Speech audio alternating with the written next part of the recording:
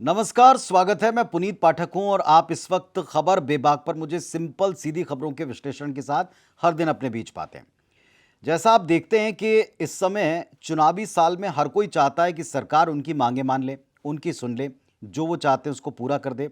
और यही वक्त क्यों चुना जाता है, इस पर हमने पिछले वीडियो में लंबी चर्चा की, क्योंकि उनके पास इसका कोई विकल्प नहीं होता। लेकिन कुछ मामले इतना बढ़ गए हैं और इतने सारे परिवारों से जुड़ गए हैं कि इस पर अब डिटेल में बात करने की बहुत ज़रूरत है।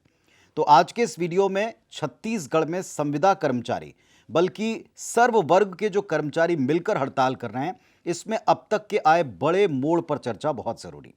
सबसे पहले तो मैं आपको बता दूं कि दरअसल छत्तीसगढ़ की राजधानी में और नवा रायपुर में तूता नाम का जो धरना स्थल है, उसके ऊपर पहले कोई पहुंचता नहीं था। लेकिन आज की तारीख में अगर आप तूता पहुंचेंगे तो आपको हजारों की संख्या में, जहां तक आपकी नजरें जाएंगी वहां तक आपको कर्मचारी दिखेंगे, उनके सहयोगी दिखेंगे। ये प्रदेश भर से आए सर्व वर्ग के वे कर्मचारी हैं जो एक सूत्री मांग पर लगातार प्रदर्शन कर रहे हैं, अनिश्चित काल के लिए हड़ताल पर बैठे हैं। उनका यह कहना है कि हमको आपने 5 साल पहले, तकरीबन 5 साल पहले, चुनाव में जाने से पहले एक प्रॉमिस किया था, एक वायदा किया था कि हमको आप नियमित करेंगे, संविदा से आप हमको नियमित कर्मचारी की श्रेणी में ले आएंगे। इसमें बहुत सारे विभागों के अलग अलग नाम हैं। कई जगह डेली वेजेस कर्मचारी हैं, कई जगह अनियमित कर्मचारी के नाम से, तो कुछ जगह संविदा कर्मचारी के नाम से ये अपनी सेवाएं दे रहे हैं। ये भी सत्य है कि जब ये सेवा पर रखे जाते हैं तो ये अनियमित होना, संविदा होना या स्थायी न करने को लेकर जो जो भी शर्तें होती हैं, ये सब कर्मचारियों को पहले से पता है।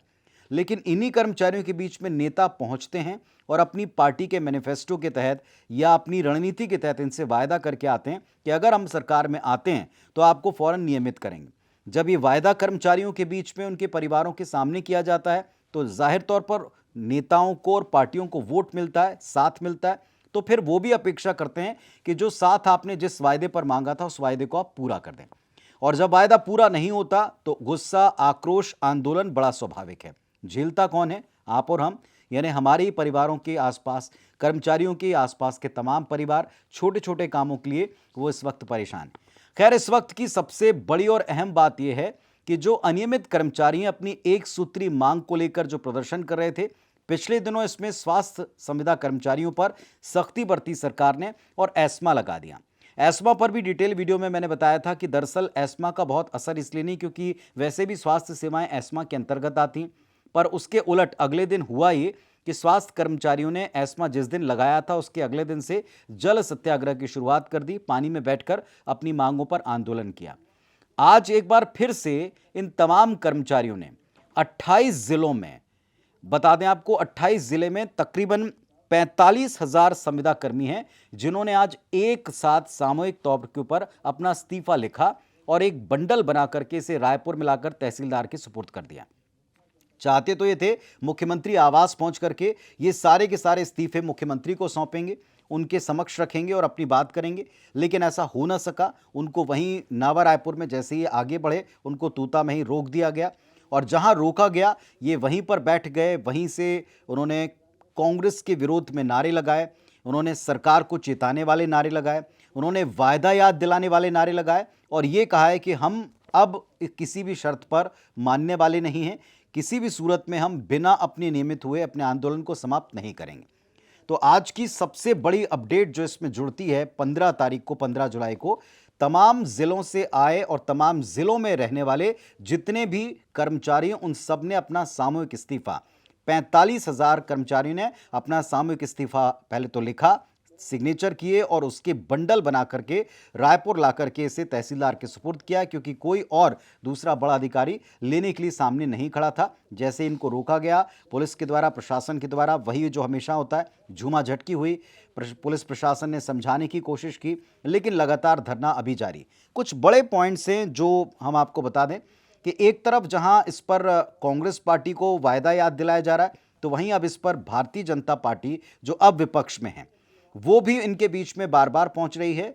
यहां भारतीय जनता पार्टी के स्टेट प्रेसिडेंट अरुण साहब वो भी पहुंचे, साथ में महामंत्री के तौर के ऊपर ओपी चौधरी जी जो स्वयं पहले कलेक्टर रह चुके हैं और बड़े अच्छे और तजुर्बेकार प्रशासनिक अधिकारी हैं, विजय शर्मा जो पार्टी के महामंत्री हैं, इसके अलावा तमाम बीजेपी के नेता वो भी पहुंचे, तूता धरना स्थल के ऊपर जाकर मुलाकात की और बिना किसी और बात के उन्होंने साफ साफ कहा कि अगर अब आप हमारी सरकार बनाते हैं तो हम तुरंत आपकी मांगों को अपने मैनिफेस्टो में, घोषणा पत्र में जगह देने वाले हैं और उसे सरकार बनते ही पूरा करने वाले हैं। कुछ इसी तरह का वायदा कांग्रेस पार्टी का भी था, इसी अंदाज का वायदा हम कहेंगे, और इसी अंदाज के वायदे को लेकर के आज ये वायदा पूरा करने की दबाव बनाते हुए कर्मचारी नजर आ रहे हैं।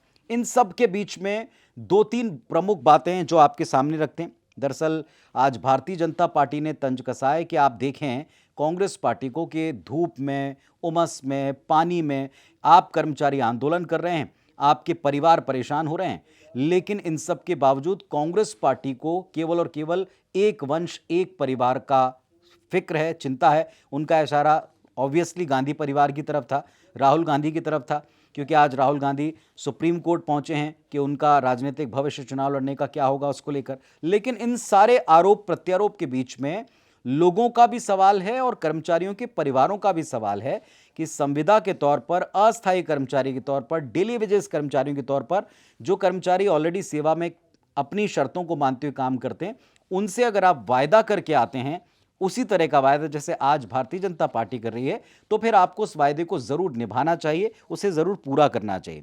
आपको एक बात और बता दें कि इस्तीफे का जो बंडल बनाकर आज सौंपा गया है, इसको लेकर के बड़े तल्ख कुछ बयान भी हैं जो आज देखे भी हैं मैंने, सुने भी हैं और आप तक भी पहुंचाता हूं।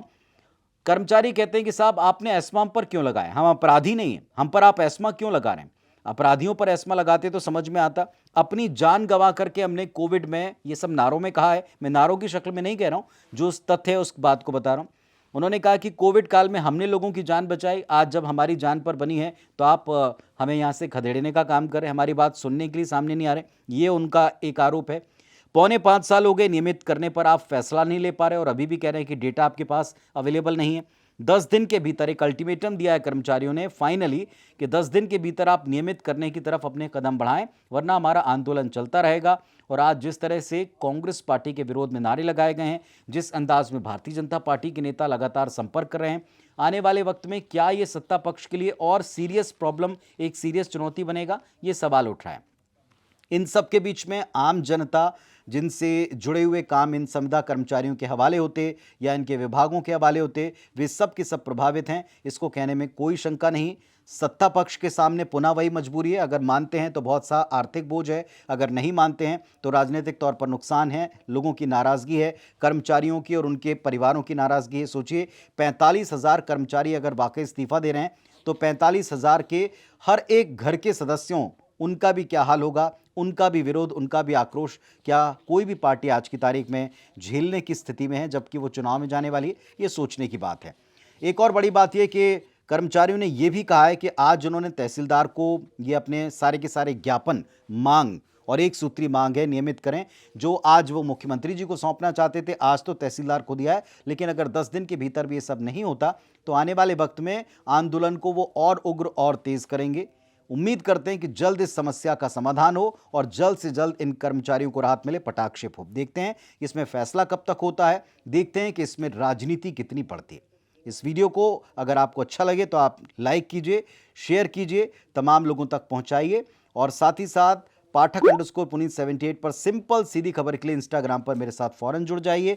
इसके अलावा पुनीत पाठक नाम का जो फेसबुक पेज है, उस पर भी आपको दिन भर के बड़े अपडेट्स कर्मचारियों से जुड़े हुए भी मैं प्रदान करता हूं, उस पर भी कृपया जुड़िए। धन्यवाद, नमस्कार।